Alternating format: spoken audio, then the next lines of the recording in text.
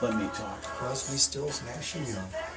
That's our theme song. ThinkingRealEstate.com is on the air Hey, with Laura Dwyer Schlecke. and we have a guest star.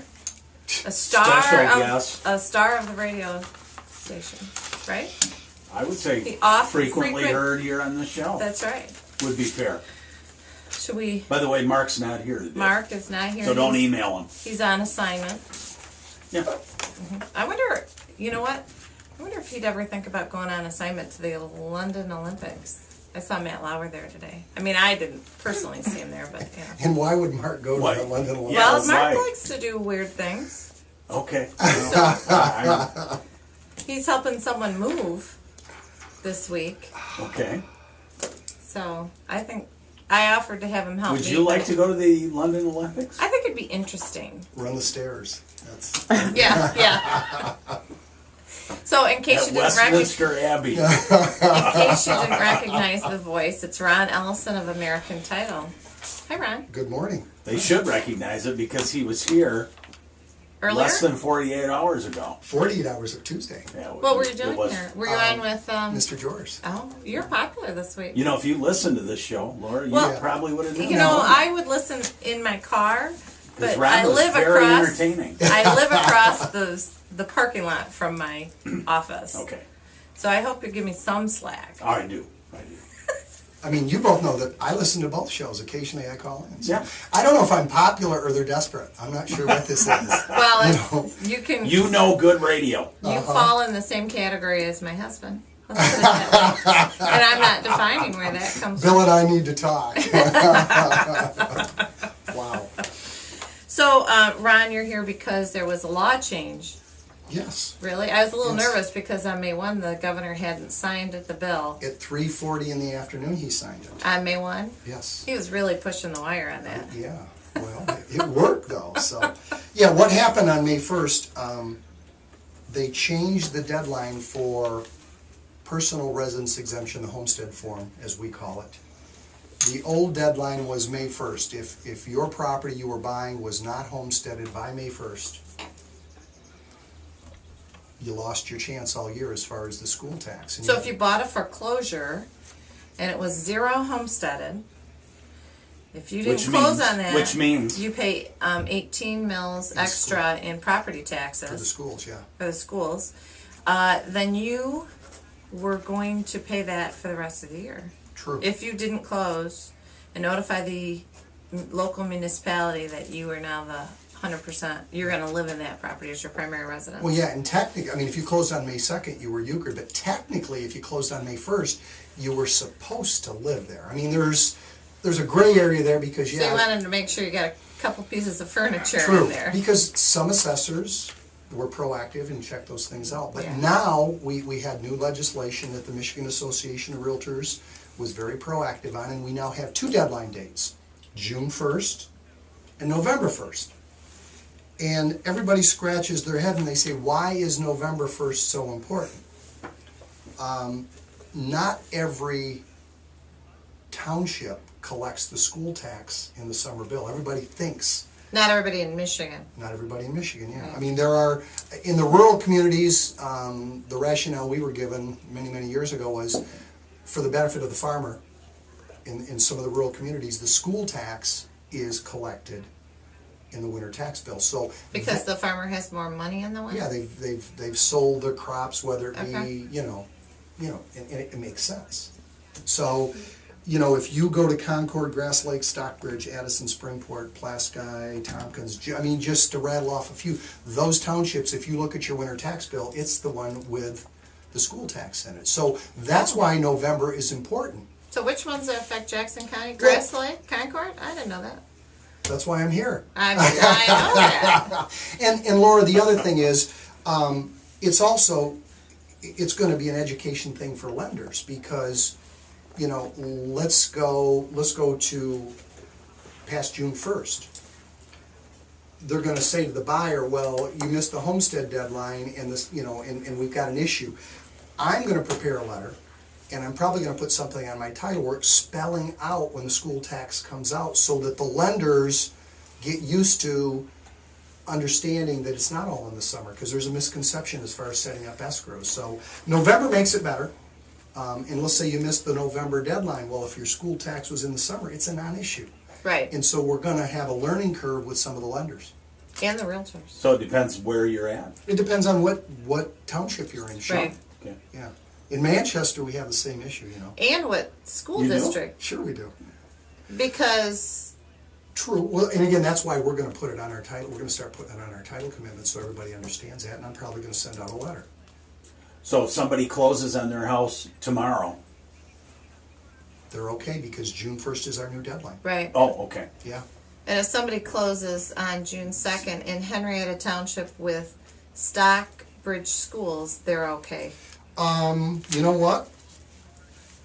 I'm gonna get back, I mean, your concept is right. I just jotted down some notes on some of the townships. Because it's not the school district, it's the township that dictates that. In other So words, Concord would be, Concord Township, that would fall into the winter yeah. tax. And again, I just made some notes. So and I'm pointing, if you want to see that I'm pointing to a list, you'd have to go to our website. There's my little sticky note, yeah. thinkinrealestate.com. Oh, and if you have questions, 787-3397. Sure. You know, Laura, the simple thing is the millage rates. In other words, we've got a list of millage rates for the school districts and whatever, and the millage rates, just look at them. Look at summer and winter. Right. You know, or But several townships have several different school districts. True. I mean, Summit, look at Summit. They've got Vandercook and Jackson and Hanover, right? Probably, yeah. Schools? Yeah. So, again, it's No going to be... Hanover? Are you thinking? No, they're, They might be on the other side of I don't think Kimmel Hanover's Road. in Summit, but point taken. Yeah, in other words, again, it's going to be a learning curve, and we're going to change the way that we put stuff on there, try to clarify it and make it better. But it's a huge thing for buyers now. Now, it's a huge thing for municipalities also because that's going to be more work. Can you tell us how they're handling the foreclosures?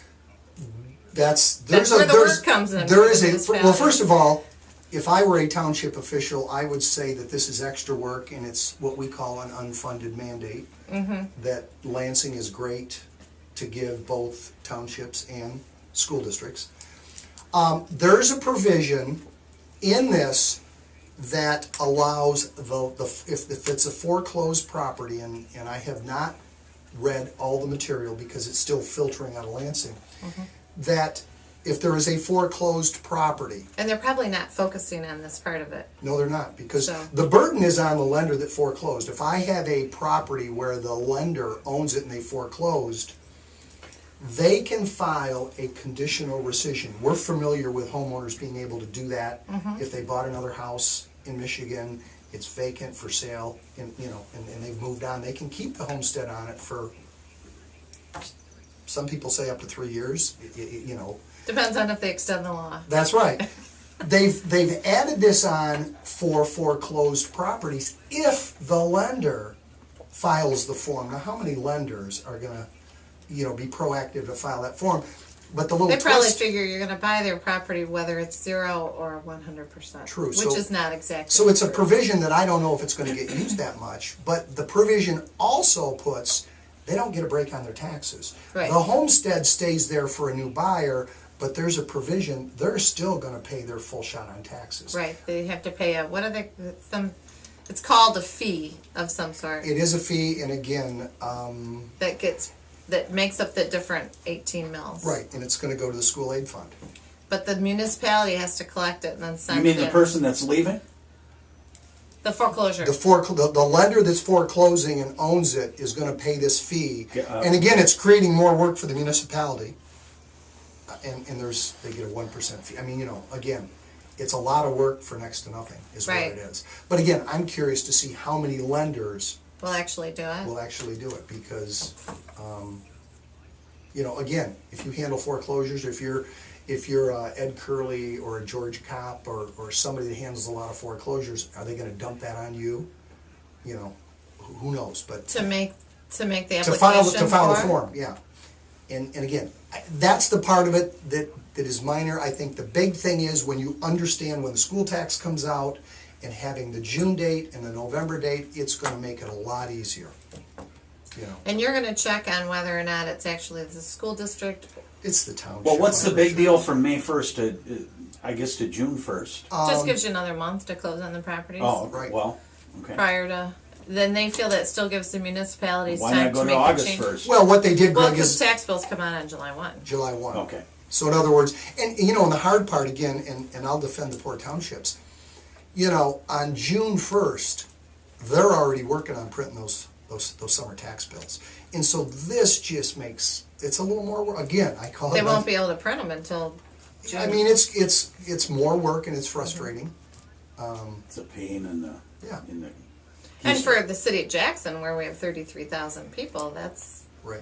well, that's people though, not properties. But still, we have the largest mailing. We have more people than that, don't we? I was told the other day 33,240. Okay. I don't know where the count comes from. But you're gonna find out, aren't you, Commissioner? That's what someone said. I don't know.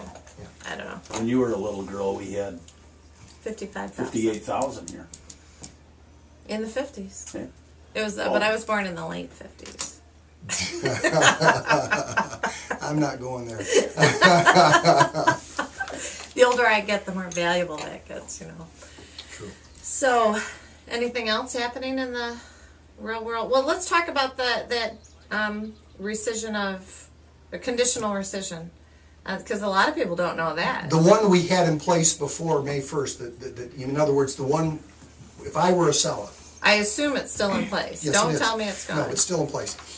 In other words, if I am a seller and I have bought another home in Michigan, In Michigan. and my house was my primary residence, is vacant and for sale, I can keep that 100%. As long as it's vacant, as long as it's for sale, as long as by the end of the year, let's say you moved out today, by December 31st of this year, if you file that form with the assessor before December 31st, you keep your 100% homestead on that property for another year. If you walk in on January 2nd, no. I mean, they are very clear about it. And in this new law with the lenders, they are very clear. Again, don't come in after the deadline because the deadline is the deadline. So You don't live there, but you have to be selling? you don't live there, it's vacant, and it has to be on the market. Definition of vacant, though, because a lot of people stage their homes. We had an assessor last week, not in Jackson County, in Hillsdale County, tell the homeowner there couldn't be furniture there, and I chuckled. And So it's a good question. it's not a good question. It's cut and dried. I mean, I've got the guidelines from the state. It says nothing about furniture. And again, common sense. You're going to stage your house, Right. but I guess if I were that assessor, I'd say, let me in and see if you have closing. Well, the interesting thing is they asked the assessor to call me, and I was looking forward to this phone call, and I got a letter instead. Oh, And you know dang. how stories get twisted. The assessor alleges that the homeowner told them that they were going to be there on weekends, so that was his real excuse. So the seller Got heard it. one thing, but no, staging is fine, but Couldn't you be there trying to sell it? Yeah, fixing it up, True. painting. Again, Greg, one of the big problems with the homestead issue is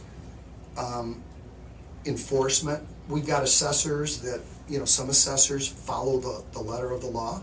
And I've said this for years. Laura is a commissioner. The city assessor in Jackson follows the letter of the law. And sometimes they get criticized for doing that. Well, you know what? If everybody enforced the rules, and we talk about before the show, Earl Plusky talking about the computer system with the state being archaic. I did hear that on the news. I see this every week at work, that in today's world with the technology we have, the state is so far behind that I see people every week cheating on their homestead. I did a closing this week. Property was in Jackson. They moved up north. Husband and wife, they were both claiming individually the homestead. And it's You can do that if you file If you do- separate tax returns. true. You can, and if you both, But I believe they were cheating. I believe they were cheating. And with updated computers, it's going to be easy to catch that stuff. And it's not just with homestead issues. I mean, there are other issues that we deal with. You know, go to the state website where they configure the property tax estimator. Those millage rates are 2 years behind.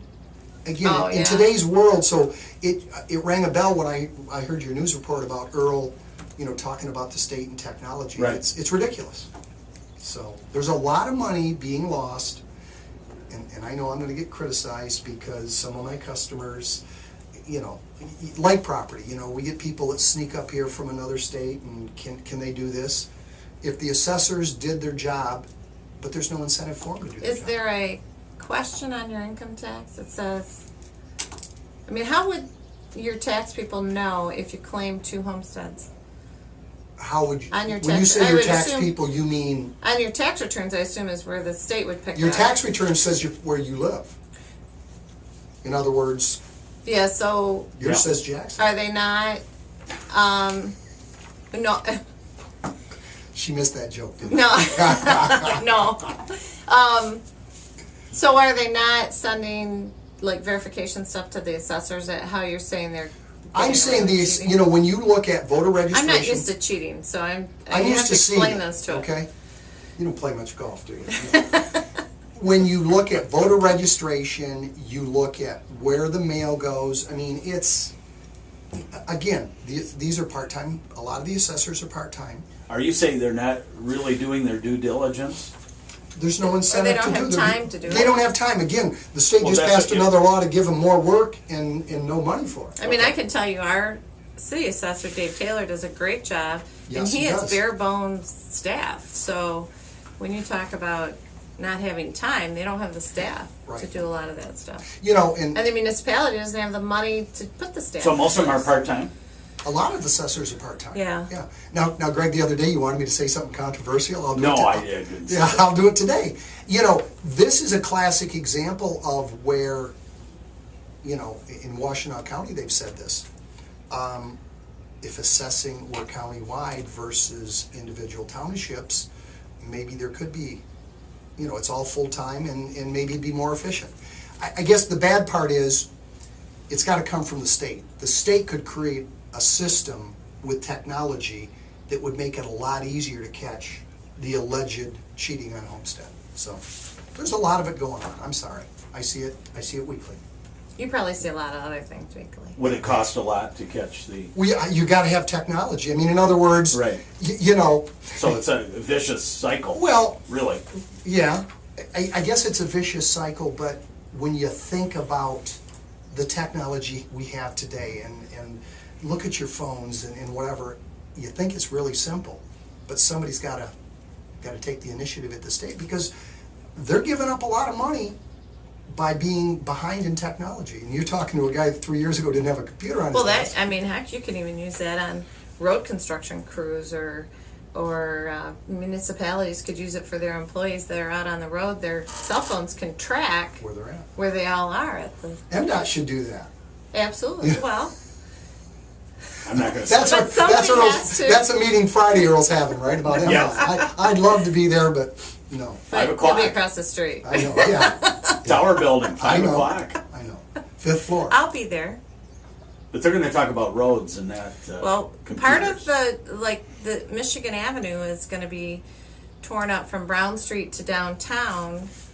I think in 2015, Cooper Street Bridge is going to be blown up in 2016. So that definitely, and that's all MDOT projects. West Avenue is torn up right now. I went and looked in Peak to see how that looked without a bridge. Very cool. I heard about your trip.